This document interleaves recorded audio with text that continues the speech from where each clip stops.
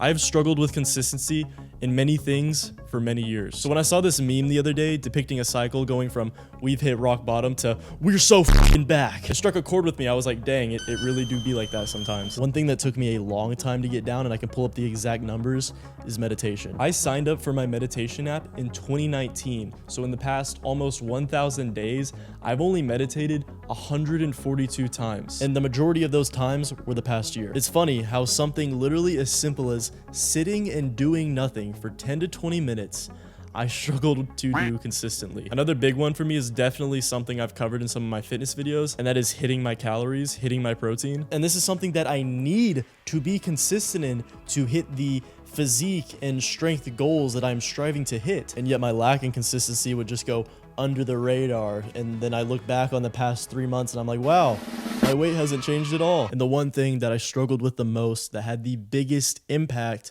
on my mental health, is nofap. Even after learning all the downsides and bad effects of porn and masturbation, I struggled with consistency in that for years. And I'm sure you can relate, because if you're even somewhat interested in self-improvement, you've probably tried to quit pulling the pee-pee at least once or twice. And there's plenty more, because as you go on your journey of just creating a better life for yourself, you call it self-development, you find that there are a lot of good habits to form. Some are easy, some are hard, but regardless, you typically don't notice the effects of these good habits until after a period of consistency. And you know, when we try to start these good habits or quit these bad habits, we get that dopamine spike, that initial motivation. We're so compelled to start this. But that initial motivation, that initial decision has done nothing to put the systems in place that actually bring the consistency towards whatever our goals are. So then you fail and you feel shame, frustration. Perhaps you're even wondering something to yourself along the lines of, can I even do this? And before you know it, you're stuck in this cycle of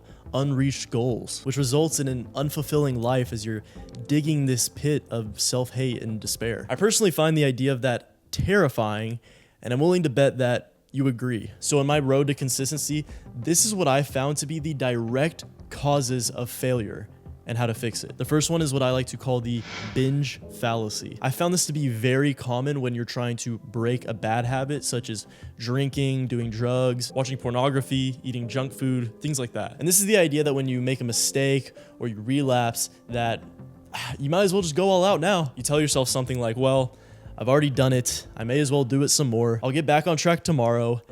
And then you do it numerous times and fully let loose of your self-control, and afterwards you just feel shame. For me, this is exactly what would happen on nofap. I'd get a little streak going, I'm hyped because I have a little streak, and then maybe I stumble across something or a vulnerable moment happens and I relapse, and then I'm like, well, I already did it, I might as well do it one more time, 3 times, 4 times, one more before bed. And that's typically where I would enter just the most hopelessness, depressed state, as my dopamine receptors have been absolutely fried. I'm absolutely fed up with myself. And then I tell myself, all right, this is it for real. I'm getting on my shit for real. And then it happens again. And this happens extremely often on diets. You see people that are eating clean for a while, and then they'll have just a bite of something, a little cheap snack, a little cheap meal. And then instead of just stopping right there with your little 1,000 calorie mistake, you go all out and have a 6,000 calorie failure. In moments like this, where you've taken a step off the path and the voices inside your head are working relentlessly to get you to drop your discipline and just let loose, that is a very important moment in your journey. That is when you need to exercise that discipline. You need to be like, okay, this happened, I'm gonna work past it, I'm gonna ignore the voices in my head, I'm gonna show willpower, I'm gonna show discipline, I'm gonna show myself that I actually want this, and that's gonna be that. And while obviously it isn't perfect, you still messed up, doing that will help mitigate the damage caused physically and mentally by your little mishap. And the main reason why you end up lacking the drive and discipline to go on is because your why isn't deep enough and it isn't strong enough. If you're trying to achieve that consistency towards your goals, but your why is extremely surface level, it lacks depth, you haven't really fleshed it out, it's no wonder why you fail. Now, I can't tell you exactly what your why is, because that's something that we have to dig deep within ourselves to find. However, with myself, a good example is me wanting to achieve financial success. Now, if I go throughout my days with just this surface level why of, oh, I want this car and this watch would be pretty cool, it's perfectly fine to have goals like that, and it'll give you that little hit of dopamine here and there, but it is not enough to really compel you towards the discipline required. Now, compared to when I really dig deep on why do I want financial success, I realize that it is because I want true freedom as a man. If I do not achieve that financial freedom, then I am stuck in a lifestyle that I don't want to live.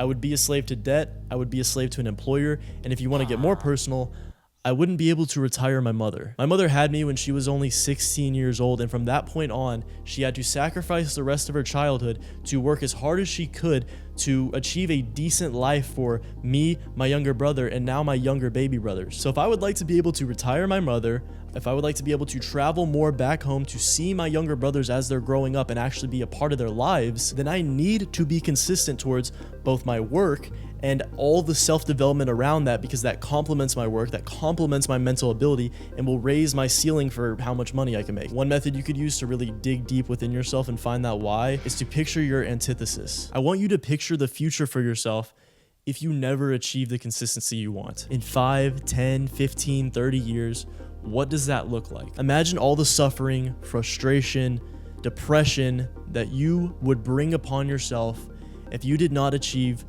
consistency in what you're working towards now. Picture this in as much detail as you possibly can, and in that picture you will find all the little whys deep within you that will help you achieve that discipline. However, also this is something that you might need to write down, think about every day, pray on every day, because if you're like me, you will forget your why sometimes. I could have the most compelling why in the world to wake up at 6:30 a.m. every single day, and yet in that moment, my mind is capable of forgetting all that, or at least pushing it into a very small corner of my mind and allowing all the cope, all the excuses, all the persuasion to take front stage. So because of this, you're gonna have to get consistent, I know this is what we're trying to achieve, in remembering your why. You may write it down and read it every day, you may meditate on it every day, pray on it every day. Whatever will keep you from forgetting it will keep you consistent. The next reason's effects are monumental, and it is that you have a poor self-image. You will act like the sort of person you conceive yourself to be. That is said by Maxwell Maltz. He is the writer of the best-selling book,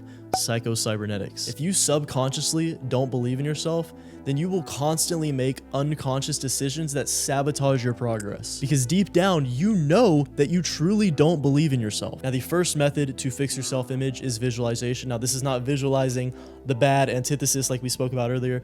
This is envisioning the best case scenario. I want you to imagine and write down exactly what it would feel like if you had a year, 5 years, 10 years of the consistency that you desire. And the more details, the better. Describe exactly what it would look like if you achieved those things. And after you've done that, I want you to sit and visualize as if it's happened.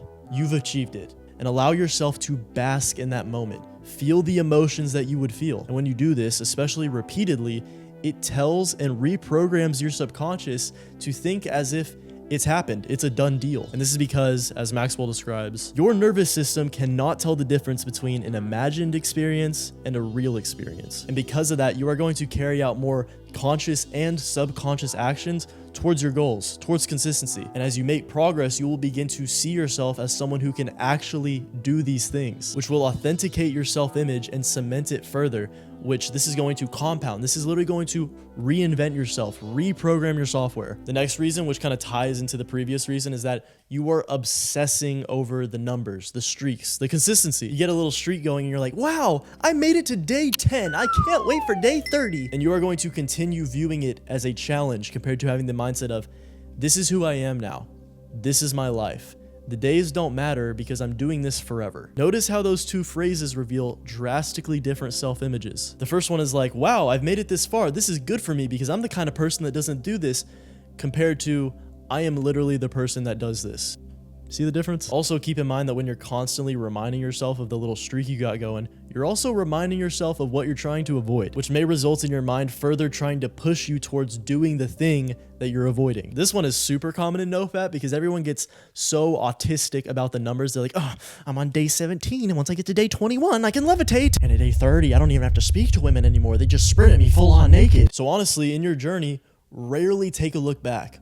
Always keep your eyes forward. And finally, what most of you need to hear is that you have to be brutally honest with yourself. And you have to accept that everything that happens in your life is 100% your responsibility. Now I know, obviously you cannot control every little thing that happens to you. However, you can always control how you react to it. If your emotions cause irrational thoughts, which cause you to react a certain way, that is completely on you. And now that you are aware of this, there are no more excuses. There is no more coping. If you fuck up, acknowledge it, learn from it, take responsibility, and continue to move on towards your goals. Now, your first reaction to that may be something negative, or you might feel hopeless, but in reality, you should feel more hope than ever. You should feel free. You have full control over the consistency that you desire, and through these principles, through the right practices, you will achieve it. I know it doesn't mean much, I'm just a guy on the other side of the screen, but I am rooting for you. Now, if by chance what you've been struggling with is nofap related, I have a free PDF. It's the 5 pillars of nofap. It's kind of a summary of the video I made on it. If it's fitness related, I have my fully comprehensive fitness course that will take all of the guesswork out of your fitness journey and allow you to just perfect every aspect from training, nutrition, supplements, mindset. And if you want to understand how to control your emotions and thoughts so that they do not control you and cause you to commit the actions that mess up your consistency, then click this video on the screen right now where I explain exactly how to master your emotions, master your thoughts, the exact practice that I use and how it's helped me. That's all I got for you. I hope this helped. Bye-bye.